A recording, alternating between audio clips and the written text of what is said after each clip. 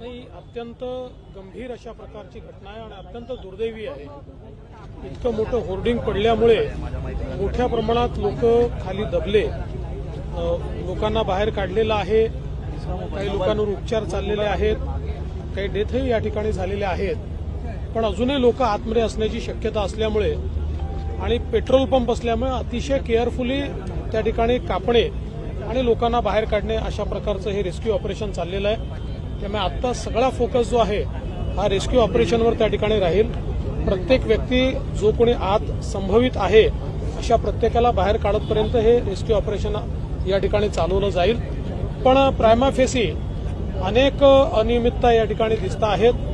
माननीय मुख्यमंत्र्यांची चर्चा करून आम्ही या संदर्भात एक उच्चस्तरीय चौकशी देखील सांगितलेली आहे, ती अनाउन्स केलेली आहे।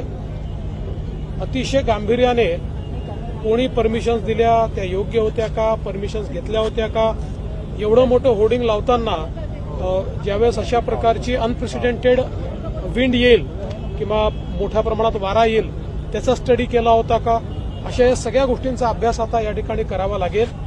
मला अशी देखील माहिती आहे की काही नोटिसेस देखील त्याला सर्व झाल्या होत्या, मग त्याच्यावर का कारवाई झाली नाही, या सगळ्या गोष्टी आता या ठिकाणी पाहण्यात येतील आणि या सगळ्या गोष्टीचा अभ्यास करून आवश्यकता असेल तर सदोष मनुष्यवधाचा गुन्हा देखील या संदर्भात दाखल केला जाईल। कारण अशा प्रकारे लोकांचे जीव धोक्यात घालणं हे मला असं वाटतं की कुठेच खपवून घेतलं जाणार नाही।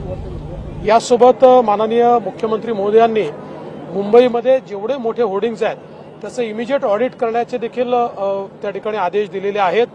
कारण आत्ताच्या परिस्थितीमध्ये आपण पाहतोय की बेमोसमी वारे हे खूप मोठ्या प्रमाणात येत आहेत। अशा प्रकारचे वारे या दिवसांमध्ये कधी येत नव्हते, पण हे क्लायमेट चेंजमुळे आपल्याला ते वारे मोठ्या प्रमाणात पाहायला मिळत आहेत।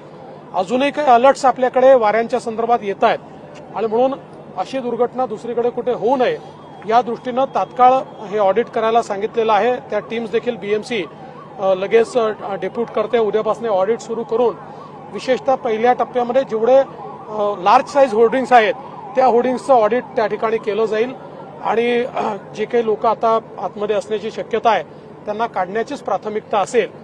ज्या लोक मृत्युमुखी पडले, खरं म्हणजे त्यांचा जीव काही आपण परत देऊ शकत नाही, पण माननीय मुख्यमंत्र्यांनी त्यांच्या परिवाराला मदत देण्याची घोषणा त्या ठिकाणी केली आहे।